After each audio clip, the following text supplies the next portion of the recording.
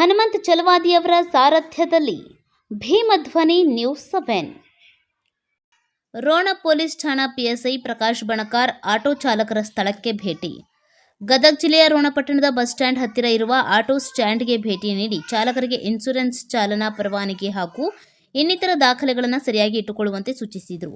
ಆಟೋಗಳನ್ನು ಎಲ್ಲೆಂದರಲ್ಲಿ ರಸ್ತೆ ಮಧ್ಯೆ ನಿಲ್ಲಿಸಬಾರದು, ಇನ್ನಿತರ ವಾಹನ ಸವಾರರಿಗೆ ತೊಂದರೆ ಆಗದಂತೆ ನೋಡಿಕೊಳ್ಳಬೇಕು ಎಂದು ಎಚ್ಚರಿಕೆ ನೀಡಿದರು. ಇನ್ಶೂರೆನ್ಸ್ ಮಾಡಿಸುವುದರಿಂದ ಅಪಘಾತವಾದರೆ ಪರಿಹಾರ ಪಡೆದುಕೊಳ್ಳಬಹುದು. ಪ್ರತಿ ವರ್ಷವೂ ಇನ್ಶೂರೆನ್ಸ್ ತುಂಬಿಕೊಂಡು ದಾಖಲಾತಿಗಳನ್ನು ಸರಿಯಾಗಿ ಇಟ್ಟುಕೊಳ್ಳುವಂತೆ ಚಾಲಕರಿಗೆ ಸೂಚಿಸಿದರು. ಭೀಮಧ್ವನಿ ನ್ಯೂಸ್ 7.